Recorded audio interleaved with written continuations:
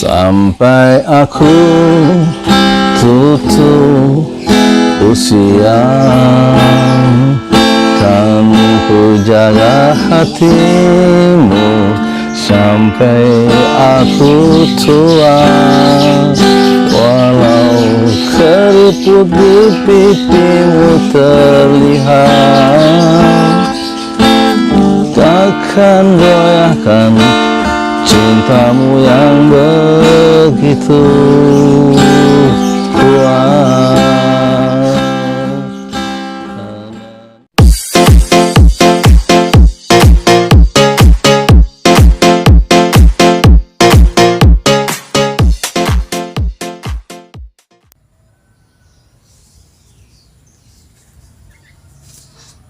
Assalamualaikum warahmatullahi wabarakatuh.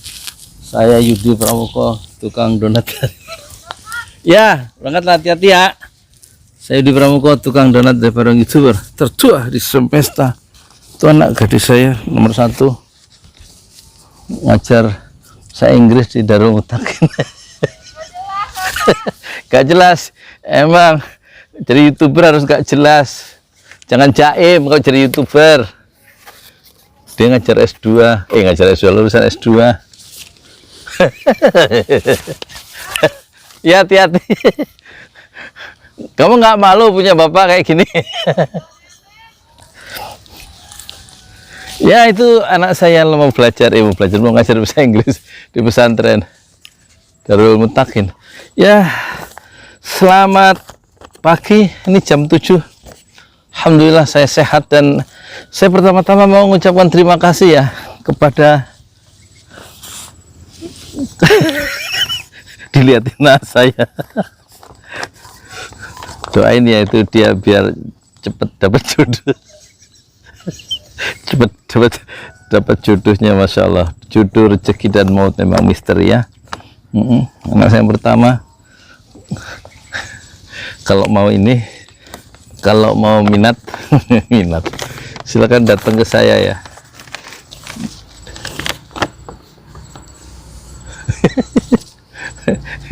Lucu. Nah, ini ya penonton di 5 benua ini khusus untuk 5 benua ya. Untuk 5 benua, untuk orang-orang Indonesia yang tinggal di luar NKRI. Video ini ya, video keempat. Dan saya terima kasih sebelumnya sudah diberikan ucapan selamat ya. Banyak sekali memberikan ucapan selamat di WA, dan mohon maaf nggak bisa disebutkan satu-satu, nggak bisa saya jawab satu-satu. Jazakumullah khairan katsiran ya. Khusus untuk Pak Ibrahim, katanya saya selamat milad yang ke-60. Pak, jangan nambah-nambahin umur Pak, saya 59 Pak Ibrahim.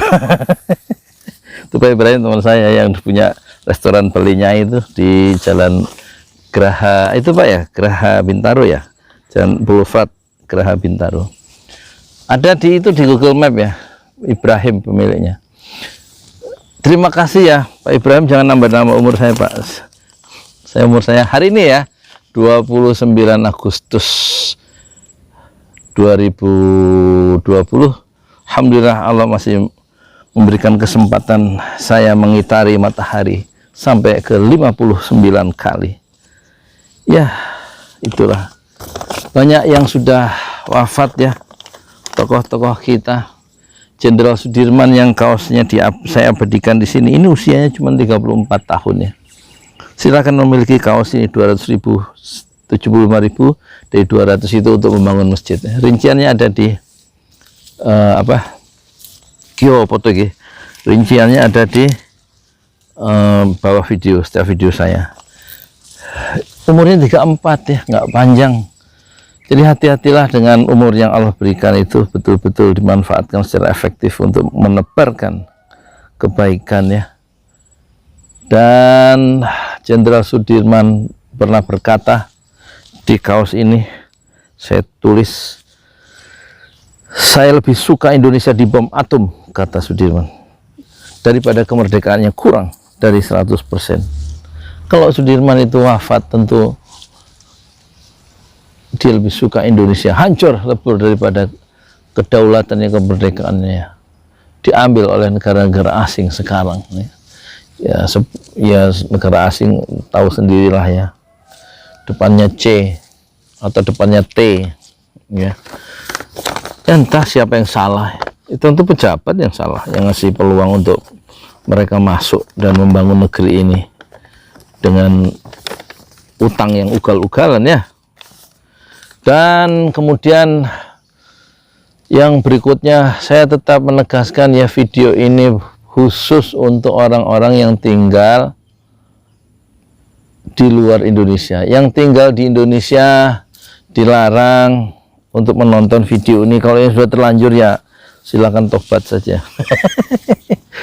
Oh ya, saya pakai helm ini karena ini helm tamu Pak siapa ya waktu itu, yang dari tokoh HMI, Himpunan Mahasiswa Islam, ketinggalan nih. Silakan diambil Pak. Kalau nggak diambil dalam waktu 2x24 jam, ini menjadi milik saya. Ini udah hampir 2 minggu. Jadi sudah milik saya. Bercanda Pak, bercanda. Oh ya, ini Masya Allah ya. Saya hari ini akan membuat ini biografi, autobiografi. Tadinya saya mau bikin buku dalam waktu seminggu, kira-kira 100 halaman, buku biografi tukang donat ya, autobiografi tukang donat. Itu bertertua di Semesta. Terus saya jual dananya untuk bikin itu proyek besar itu. Ya besar menurut saya, cuma 5 miliar. Ya nggak besar juga sih 5 miliar dibanding orang yang korupsi triliunan di Indonesia ya. Kayak pejabat aja triliunan. Pejabat seperti Pak Luhut itu kekayaannya dari 6 miliar menjadi berapa, 7 triliun gitu. Pokoknya naik 93 kali lipat ya. Menurut laporan resmi ini ya, LKPHN, Lembaga Laporan Kekayaan Harta Pejabat Negara kalau nggak salah. Jadi kekayaan Pak Luhut itu sekian triliun, 6 atau 7 triliun, lompat ya 93 kali lipat dari kekayaan sebelumnya, 10 atau 20 tahun sebelumnya. Luar biasa. Ya, kalau cuma 5 miliar bikin, ini saya mau bebaskan 1000 meter di sini depan rumah saya ini untuk membangun madrasah 3 lantai gitu, pesantren Jolali, sekaligus pesantren tahfiz Al-Quran, sekaligus masjid ya. Tadinya saya mau bikin autobiografi dalam bentuk buku dan saya jual 100.000 gitu, tapi saya khawatir memberatkan, makanya sekarang saya bikin autobiografi tukang donat dari Parung. Itu bertertua di Semesta dalam bentuk ini aja, video. Dan silahkan Anda yang nonton, kalau yang nonton yang mau memberikan donasinya, membuat pendidikan Islam gratis untuk yatim duafa dan bikin pesantren tahfiz Jolali termasuk masjid ya, silakan didonasikan setiap edisi saya bikin ini ya, autobiografi. Autobiografi ini saya kasih judul autobiografi Yudi Pramuko, terus judulnya dalam bahasa Inggris supaya keren. Judulnya Gone with the Wave, hilang bersama gelombang ya. Dan edisi yang pertama yaitu hari ini ketika saya puasa 10 Muharram insya Allah, dan seterusnya sampai entah berapa ratus jilid ya, berapa ratus video maksudnya. Autobiografi Yudi Pramuko, Gone with the Wave, hilang bersama gelombang. Mengapa judulnya hilang bersama gelombang? Karena kita cepat atau lambat kita akan hilang ya dalam dunia dan meninggalkan segalanya, termasuk harta, kekasih hati, anak-anak tercinta, handai tolan kita tinggalkan dan kita hilang dalam dunia, menghadap Allah di akhirat seorang diri tanpa pembela kecuali amal-amal yang kita lakukan saat kita di dunia. Amal dengan ilmu, amal dengan harta, amal dengan amal soleh dan yang lainnya. Dan silahkan sebelum kita hilang dalam dunia, berinfaklah. Salah satu ciri dari orang-orang bertakwa, alladzina yunfiquna fis sarra'i wad dharra. Ciri orang bertakwa adalah berinfak dalam keadaan susah, dalam keadaan ekonomi susah dia berinfak. Wadharra wassarra, dalam keadaan lapang dia berinfak, tetap mengeluarkan infak hartanya fi sabilillah, di jalan Allah ya. Termasuk kalau mau membantu membuat pesantren tahfiz Jalali silahkan, itu infak namanya, dan pahalanya insya Allah mengalir abadi bagi orang yang infak itu. Yang kedua, ciri orang bertakwa itu adalah wal kadhiminal ghaidz, menahan marah, dan yang ketiga wal afina 'anin nas, ya, memaafkan kesalahan orang lain. Gerah pakai ini rek. Terus ini keadaan negeri kita ya, makin hari makin makin tidak adil polisi kita menghadapi umat Islam, dan kita hanya mengingatkan semua, hati-hati umat Islam jangan sampai terpancing. Ini bagian dari operasi intelijen sehingga umat Islam terpancing dan membuat kekeliruan secara hukum sehingga bisa dijerat oleh hukum karena operasi intelijen tadi dengan memanfaatkan sebagian ormas Islam sendiri. Contoh ya, pembubaran pengajian oleh Banser itu didiamkan oleh polisi, tidak diurus ya. Emang boleh membubarkan dengan paksa begitu. Dulu pengajian Felixio, pengajian Ustadz Abu Somad dibubarkan oleh Banser. Kemudian yang terakhir tentu di Besuki itu ya, di Desa Blimbing Malang itu, Banser itu menolak tuh dengan arogansinya, dengan kesombongannya. Menolak apa? Pendirian pesantren tahfiz Al-Quran yang dirancang gratis oleh Gus Nur ya. Itu boleh ya, memaksakan kehendak gitu, dan polisi membiarkan semuanya itu. Jadi kita menghimbau kepada polisi supaya adil dan menjadi alat negara ya, bukan alat penguasa, dan jangan sampai membiarkan kelompok-kelompok masyarakat itu memancing suasana dan kemudian umat Islam diadu domba. Oleh siapa? Ya oleh pihak-pihak tertentu yang sedang merancang itu dengan cara ketidakadilan ditegakkan atau dibiarkan munculnya ketidakadilan. Terakhir kasus di Sampang, Madura ya, sehingga umat Islam, tokoh-tokoh Islam itu menuntut Polres Sampang ya, polisi untuk berbuat adil. Ya moga-moga selesai ya, selesai masalahnya lah, jangan sampai berlarut-larut.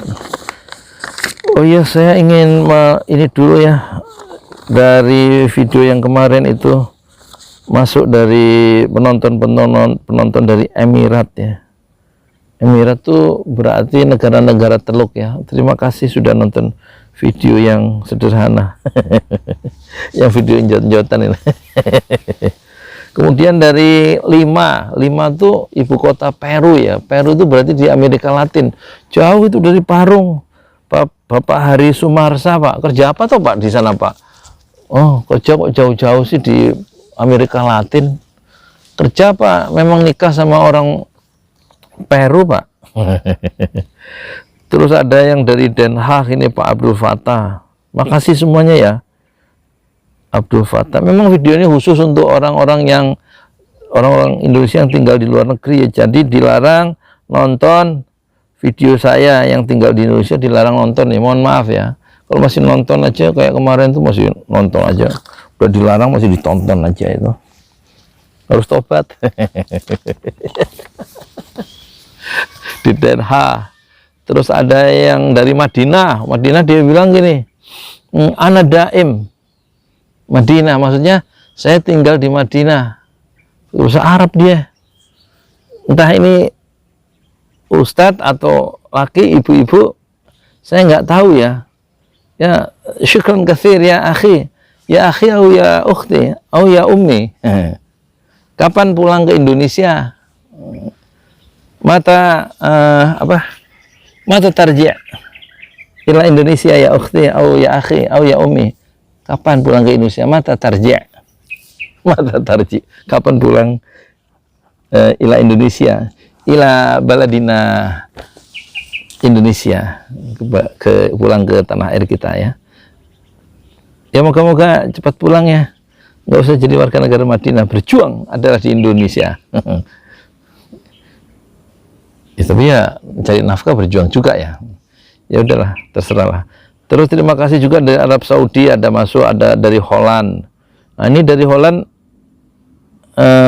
lucu juga nih, bapak ini kata saya nggak niat kerja di Holland, tapi diajak bos saya ya kerja juga. Jadi sebagai ini dia sebagai desainer grafis ya, nggak niat kerja, tapi betah 3 tahun di Holland. Holland itu Belanda.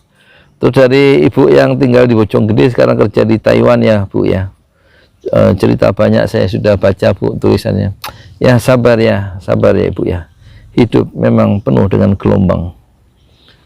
Dan nggak saya bisa sebutkan satu-satu, tentu teman-teman saudara kita di Hong Kong, Malaysia, Taiwan ya, Formosa, di Singapura maksudnya, di Jepang ya, di pabrik ikan tuh siapa namanya itu, di Korea yang lagi belajar S2 S3 itu, yang dulu pernah beli paket pelatihan nulis dari saya. Kemudian di Abha di Senegal, terus ada yang masuk lagi dari mana itu ya, dari Kanada ya, semuanya ya. Dan kita Indonesia kita inilah, kita apa namanya, kita kita doakan Indonesia kita ini kok makin lama makin apa ya, makin membahayakan, mengerikan. Konflik horizontal itu kok mudah tersulut ya. Siapa sih yang menyulut itu ya? Ulama-ulama itu dikriminalisasi ya, dituduh ini, dituduh itu. Nah, pemerintah sih gampang-gampang ngomong soal apa, radikal apa sih maksudnya itu? Kayak bukan umat Islam itu bukan saudaranya sendiri, nggak bisa emang diajak dialog, diskusi, atau pemerintahnya sendiri nggak siap untuk diskusi ya. Terus Habib Rizik itu kok nggak bisa pulang, itu kan berarti dikriminalisasi tuh, diblok tuh. 3 tahun warganya sendiri kayak diperlakukan kayak orang kafir aja. Habib Rizik kan bukan orang kafir kan, ilmunya mendalam. Jangan-jangan dia bicara Pancasila lebih fasih dari seluruh pejabat yang ada, karena dia tesisnya tentang Pancasila, dia lebih mengerti Pancasila itu karena dia secara akademik mempelajari naskah-naskah, apa, sumber-sumber primer ya, pandangan-pandangan ya, perdebatan-perdebatan tentang Pancasila di BPUPKI dan lain-lain. Dia secara akademis menguasai Pancasila, itu Habib Rizik. Tapi malah orang kayak gitu dimusuhi. Aneh kan pemerintah kita ini. Baru kali ini ada seorang pimpinan ormas yaitu FPI atau Habib Rizik itu bisa nggak pulang, itu bisa ditangkal masuk ke Indonesia. Kita mintalah apa, kita mengetuk ya hati nurani pemerintah itu, mengetuk hati nurani pemerintah kita sendiri supaya tidak mudah untuk menganggap ya orang lain yang mengkritik, mengoreksi jalannya Indonesia ini dalam proses penyelenggaraan kekuasaan itu. Orang yang mengkritik itu dianggap musuh ya. Jangan begitulah.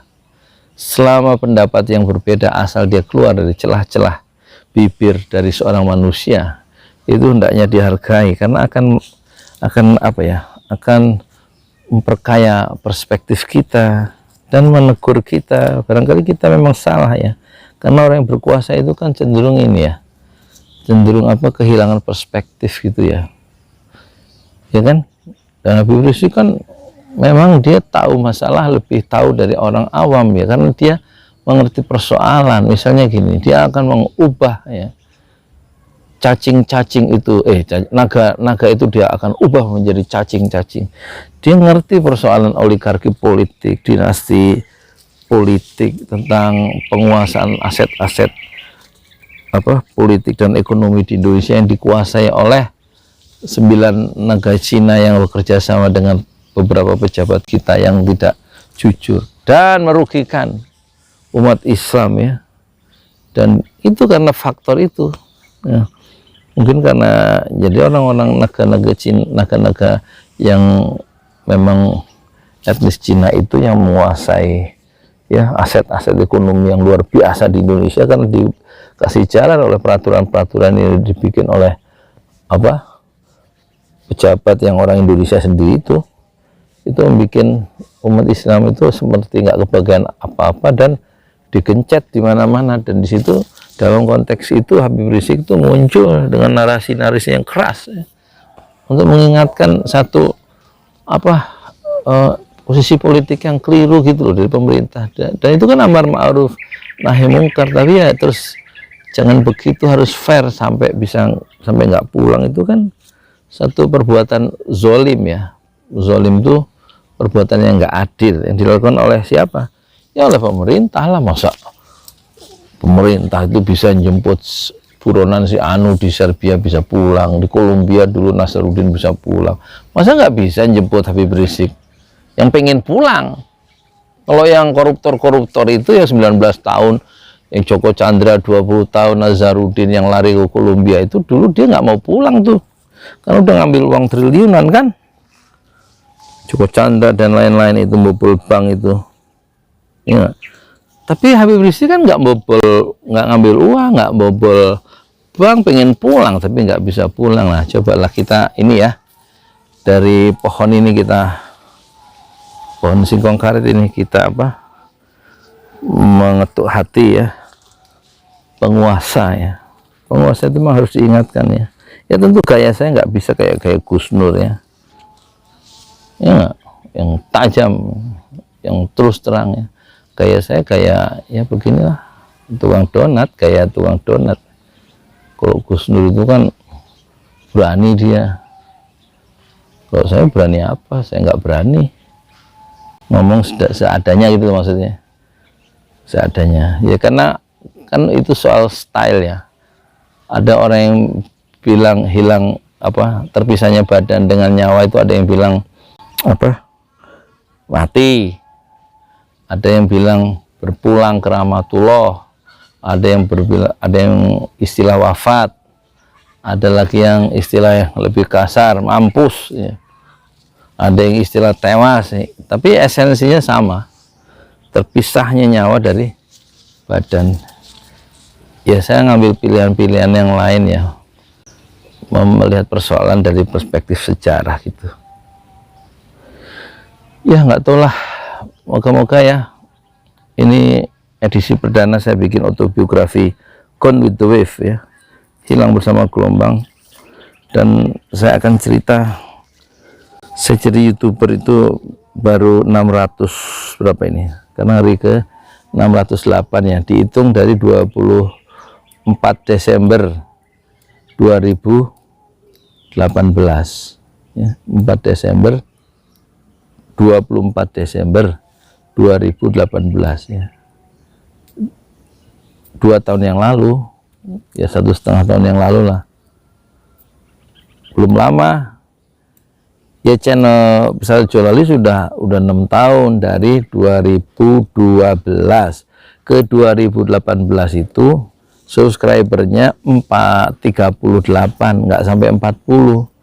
Nah waktu mulai serius itu mulai bikin video tentang Rocky Gerung melawan pengkhianatan intelektual, saya upload tanggal 24 Desember gitu 2018. Dan yang kedua saya lupa judulnya itu, tanggal 28 ya. Nah, tanggal 31 Desember 7 hari kemudian itu subscribernya loncat langsung 2000 dalam 7 hari ya. Itulah sekilas ya autobiografi pengalaman hidup saya menjadi YouTuber yang serius tuh mulai akhir dari 2018, usia saya 57 tahun, setelah saya cuti 2 bulan sebelumnya dari kuliah bahasa Arab di Jakarta Timur di Ma'had Utsman bin Affan. Saya pulang, Setelah setahun kuliah cuti, harusnya 1,5 tahun lagi cuti dengan membawa gerobak donat tanggal 28 Oktober 2018 ya gitu. Ya saya kuliah Senin, Selasa, Rabu, Kamis, Jumat 5 hari seminggu, jam 1 sampai jam 6, 5 jam. Terus hari Sabtu Minggu saya keliling di Jakarta Timur tuh, sampai ke mana itu, pernah sampai ke Lubang Buaya ya, ke arah Lubang Buaya, dorong gerobak jualan donat sama kebab telur. Waktu itu ada 2 produk, tapi juga macam-macam, bikin bakwan juga, bikin es jeruk juga, ganti-ganti mana yang laku, kacang juga, tahu crispy, kentang goreng gitu. Sebelum cuti saya kuliah sambil dagang, dorong gerobak, mendorong dalam pengertian sebenarnya. Dosen-dosen tahu semuanya, dosen di Ma'had Utsman bin Affan itu, dan mahasiswanya kan ada 300, pagi 150, sore 150. Saya tinggal di asrama bersama anak-anak remaja itu 17 tahun. Ya begitulah kisah hidup saya sementara ya. Awal-awal saya memutuskan pulang cuti kuliah bahasa Arab.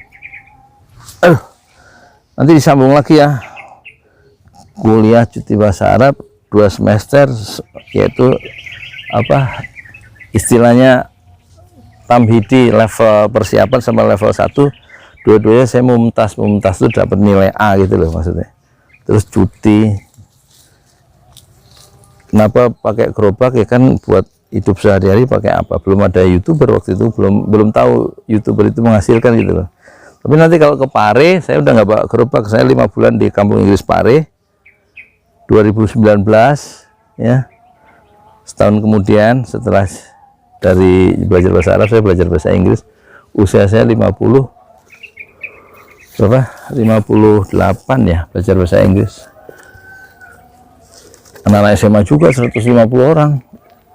Saya nggak jualan gerobak, nggak bawa gerobak, karena ada penghasilan setiap tanggal 23 saya gajian lewat YouTube.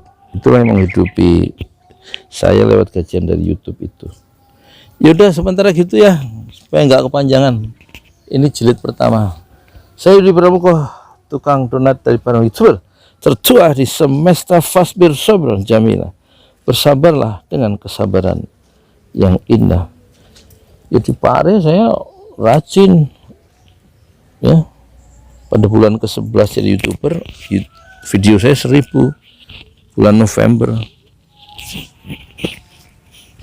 Padat di sana, belajar bahasa Inggris dari jam 5 pagi sampai jam 8 malam, Senin, Selasa, Rabu, Kamis, Jumat. Di sela-sela itu saya bikin ini YouTube di Pare, kampung Inggris ya. Yos, nanti disambung lagi ya.